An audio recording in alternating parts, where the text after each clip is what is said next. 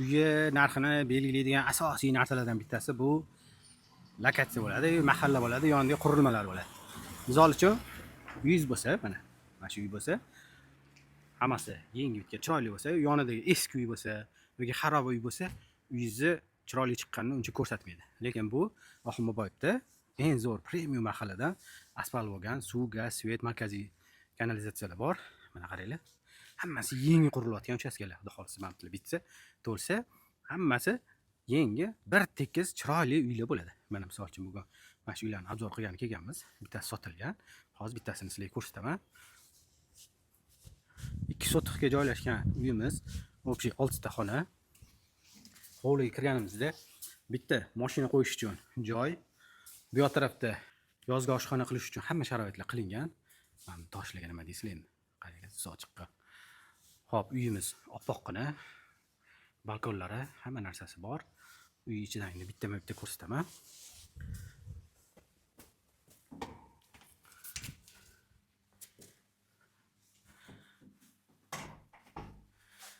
Uyga kirishimiz bilan mana shunaqa joy qilingan. Bitta mana umumanli qo'yib, qo'lni yuvib kirsa ham bo'ladi. Shkaf qilib, kiyimlarni ilib qo'yishga shkaf ham qilsa bo'ladi. Kirganimizda shunaqa 12 soch yonadigan. To'g'rida mehmonxona, orqa tarafga havo aylanish, yorug' tushish uchun joy tashib ketilgan. Lustralari, remontlari bagati rangi bo'yalgan.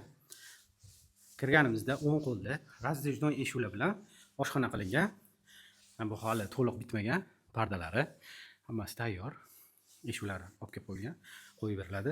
To'g'rida bitta birinchi etaj uchun umumiy sanuzel, tahoratxonalari birga.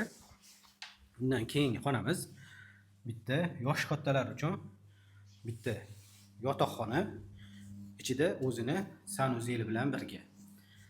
Uyimiz podvali ham bor, yarmi to'liq podval qilingan. Mana shunday yaxlit podval qilingan.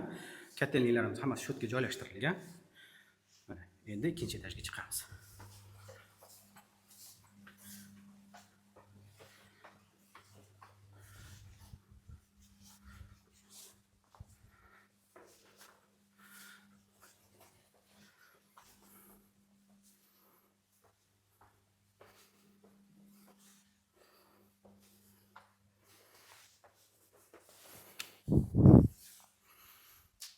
Ikkinchi etajga chiqishimiz bilan hamma boyaga kirganda yongan 12 sochlar lustralarga alohida baho berib qo'yasizlar.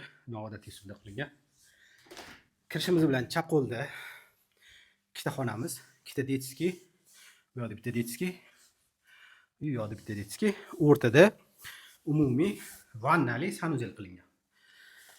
Buni to'g'risida kattalar uchun yotoqxona, bu yerga garderob qilsa bo'ladi, shkaf. Yana bu yoqda yotoqxona. Buni o'zini sanuzeli bor. Dushovoy.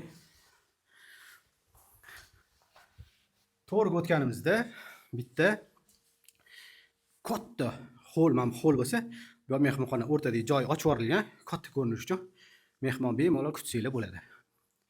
Uyimiz Oxunboboyevda joylashgan, 2 sotixga joylashgan, narxi 228 ming. Shu narxga arziydimi? Yozib ketinglar kommentariyada.